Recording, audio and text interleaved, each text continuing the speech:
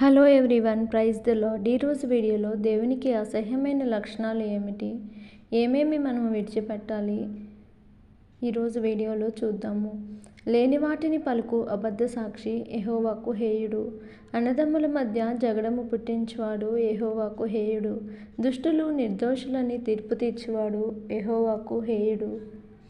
నీతిమంతులు దోషులని తీర్పు తీర్చువాడు యెహోవాకు హేయుడు. ధర్మశాస్త్రము వినకుండా చెవిని తొలగించుకొని వాని ప్రార్థన యెహోవాకు హేయము. భక్తిహీనుల మార్గము యెహోవాకు హేయము. భక్తిహీనులు అర్పించు బలులు యెహోవాకు హేయము. గర్వహృదయులందరూ యెహోవాకు హేయులు. దురాలోచనలు యెహోవాకు హేయులు. అహంకార దృష్టి యెహోవాకు హేయము.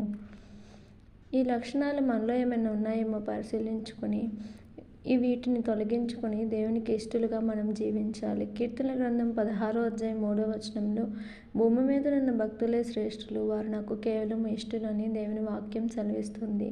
కావున మనము దేవుని యందు భయభక్తులు కలిగి దేవునికి ఇష్టలుగా మనము జీవించాలి. ఆ విధమైన కృప దేవుడు మనకు దయచేయునుగాక.